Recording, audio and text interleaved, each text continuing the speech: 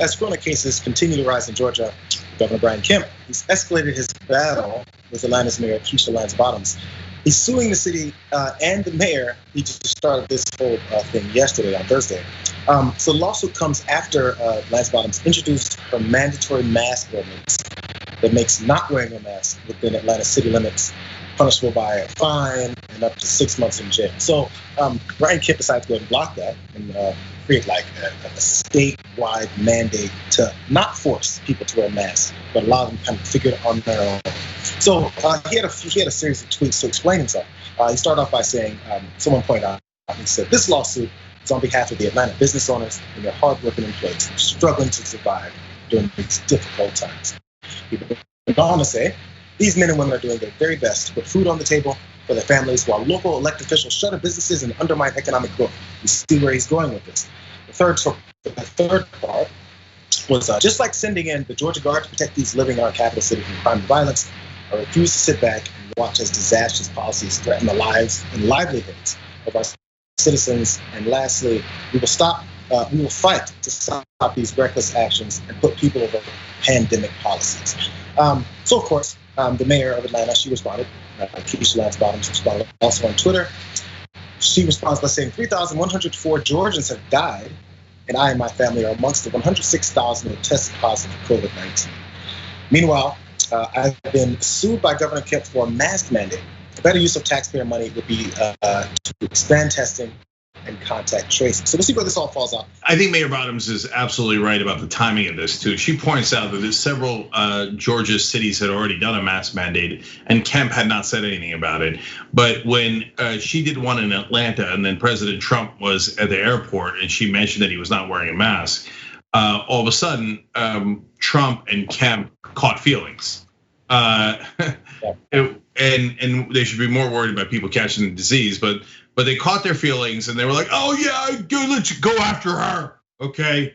And so I don't know if Trump asked Kemp personally to do it or Kemp, being the lapdog that he is, thought, "This will please the boss." And so it's a layup for them going after the black female mayor of a predominantly black city in Georgia, saying that you should follow science and protect people's lives. They're like, "We're against everything you just said." So they go after her and say they're gonna sue. Is it a waste of time and money? Of course, tremendous waste of taxpayer money. So look, we just broke the record. Yesterday, I think we had 77,000 cases, the most we've ever had in America, and we're leading the world. So the most anybody's ever had in coronavirus cases, and jackasses like Kemp are still going around saying, "No, freedom, dude. We need freedom to catch the coronavirus and break even more records and get even more people killed." Yeah, let's hear more of what he had to say today at a press conference, because I've listened to it countless times. I'm trying to figure out the logic behind this thought process. Let's go to what he had to say. Now, I know that many well-intentioned and well-informed Georgians want a mask mandate. And while we all agree that wearing a mask is effective, I'm confident that Georgians don't need a mandate to do the right thing. Instead of issuing mandates that are confusing and unenforceable, I'm asking all local leaders to enforce the current executive order. Enforce the rules that we have put in place to keep employees and customers safe at local businesses. Enforce the provisions that ensure folks are staying 6 feet apart at large gatherings. Enforce measures to protect the medically fragile, and use your bully pulpit, your social media challenge, and your connections with the local media to help build support for wearing a mask when needed. Okay. So tell me if I'm losing my mind, but he says there are unenforceable rules that the Atlanta mayor wants to put into place. Literally, the next sentence begins with, "Let's go with enforceable restrictions on the people, like distancing, make sure you do, there was like 3 or 4 parts. Make sure you do this right, make sure you do that right." He goes through all of these and he said, enforce it, enforce. But I don't want to enforce the mask mandate. Why are you enforcing other things when you can't enforce that, but it's unenforceable? I'm not sure why. If maybe there is a reason. So tell me, this one mandate is not enforceable, but the ones that are put in my executive order are enforceable. Why? Yeah, there's that. Plus, none of this makes any sense. It's to keep people safe, right? So we do a lot of things to keep people safe, including having cops and having laws. So under his logic, couldn't we say, look, we don't need a mandate on this. You know, the good people in Georgia know not to mug each other. So we don't need a law saying don't mug each other or don't punch each other in the face. We'll just trust that the good people in Georgia will just naturally do it. Except when you trust that people not punch each other in the face, you know what happens? People punch each other in the face. And so there's muggings, there's a reason why we have laws, and it is to keep us safe. Now, is there an epidemic of face punching going on? No. Is there an epidemic of an actual disease going around killing hundreds of thousands of people and Americans? Yeah, there is. So over 140,000 Americans are dead. Could you imagine if there was any crime that killed 140,000 Americans, and that you could prevent that crime with something as simple as mandating a mask when you're out in public? Well, imagine if you there's the terrorists are on the loose, and if these unbelievably effective terrorists have killed 140,000 Americans. How many 9/11s is that? It's hard to do the math on that one. Okay, that's nearly what, 50 9/11s? And so, but hey guys, good news. The terrorist bullets and bombs are stopped by a face mask. Who would say, nah, don't wear them, freedom? We've had other things that come upon us that we've discovered kills Americans or kills people in general with negligence and all that. And then there's things put in place like seatbelts. I know that's the most basic example that everyone's giving. But okay, so when cell phones were bigger, and now everyone has a smartphone, everyone wants to text, everyone wants to check their Instagram, everyone wants to tweet while they're driving. You know what? There's these, specifically in California. I haven't been in many other states, but I've seen them actually enforce it. But I've seen it here, where there's cell phone laws. It's on your freeway. It's on the digital markers on your freeway. It says, put down your cell phone. Cell phones get cell phone in hand is a punishable ticket. Now that's a rule. People still have their cell phones in their hands when they're driving, because we've seen that so many people have been killed and have killed others from driving with their cell phones. It is a law. Why are we not up in arms about how dare you tell me not to put my cell phone in my hand while I'm driving? Yeah, sure, some people died, but every time I've done it, I've not killed anyone yet. It's a new thing, you gotta get used to it. I'm sorry. No, that's a great analogy, JR. And you could make the same exact argument. A freedom, I got a freedom to text in the middle of the road, man. And good people in Georgia know that we don't need a mandate for that. And that's an issue that has not killed 140,000 Americans. So none of this makes any sense. It's all political. It's the Republicans in an insane attempt to prove how tough they are. It reminds me, honestly, like really uneducated people in any country. But I remember when it happened, and I'll throw Turkish people under a bus here, but if you fill in the blank on any country here. But when AIDS first came around, they did a lot of public service announcements in Turkey telling folks, hey, don't have unprotected sex. And some of the uneducated folks in Turkey were like, no, AIDS doesn't cut us. Okay, what that means is no, we're so tough that AIDS will not penetrate us. That's insane, of course. That's not how science works. And we're led by Turkish villagers here going, oh no, coronavirus doesn't cut us, man. We don't need no stinking mask. Meanwhile, we're leading the world in coronavirus deaths, you morons.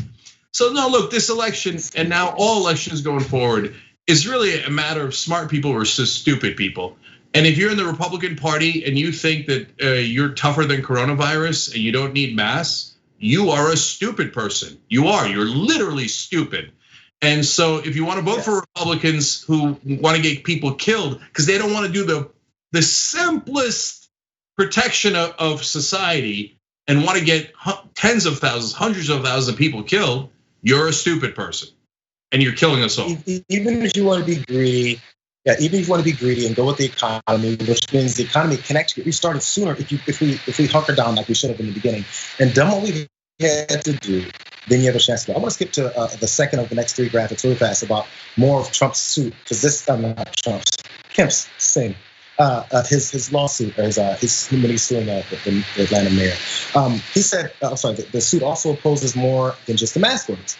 It also challenges Bottom's call to limit public gatherings to 10 people. So right now, Bottoms is calling for that rather than the 50 that Kemp prefers. So he wants the amount of people that can be around each other to be 50 instead of the 10. He also says that the city has not been enforcing his limit. He says Bottoms doesn't have the authority to order the city to revert to phase 1 guidelines, which is closing restaurant dining rooms, and to urge people to stay home except when it's essential, as we were doing at the beginning. So he's just upset that these things are coming forward are not under his rule. That's not what I said. You say 10? Okay, fine, I'll say 50. Okay, if you're a public official, governor of a big state, and you don't give anybody a reason why 50 makes more sense, when there's been reasons why 10 is the number. There's some reasons why 0 was the number first. Why 50 now? I'd be willing to listen to you. Because you know what I like to do? I like to hang around people. Not that I would do it, but if people want to actually get out and you can give people a reason to do it, why can't there be a complete sentence? There's never a complete thought. It's just, I want us to be at 50. Why? Why 50? Why that number? Why not 55? Why not 40? It's an odd thing, which doesn't give me much confidence in the reasoning behind their rules. Exactly what I'm worried about. Look, we all want the economy to reopen. I'm driving through LA, and every day I go out there's another store closed. Look, there's the ones that are closed temporarily, you can tell. But no, they put up signs, gone out of business, okay? And we might go another 6 months on this. The economic devastation is going to be horrific. And us progressives are gonna care about it a lot more than conservatives. And we're gonna be worried about the business owners, the business employees, and how in the world are they gonna survive? So reopening those businesses is a priority for all of us. And there is some legitimate debate about how to reopen them. But there is no legitimate debate about whether to wear masks or not. And if you don't wear the mask, as JR pointed out, it's gonna take longer to reopen those businesses. It's a lose-lose. That's why I'm telling you, it's not this one. Look, there's a ton of confusion over these many months about how coronavirus works, what were the right things to do, et cetera. A lot of that has been settled because some countries handled those so well, Taiwan, New Zealand, Germany, et cetera. And so we have a model for what works. And if Brett, if you have the chart of Europe versus US, throw that up there. And we have a model of what doesn't work. Our model does not work, right? But there's one thing that is crystal clear in every model: wear the goddamn mask. If you don't wear the mask, cases and deaths spike when they don't need to spike. Look at it. Europe did the right things. They're in blue. They go up, they go down. America did the wrong things. We go up and then we go up.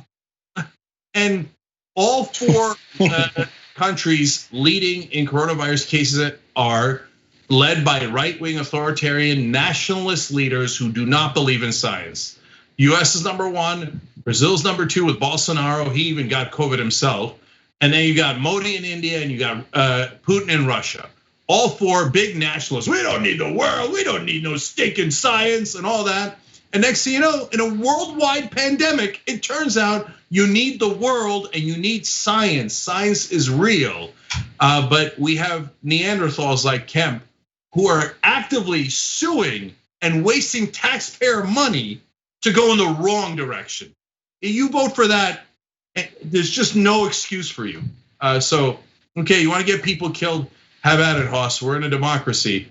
We're gonna vote in another direction and hope to God we win. Otherwise, there could be another 140,000 dead. When you sign up for a spend and save account at aspiration.com/TYT, we will plant 10 trees. Let's save the planet together.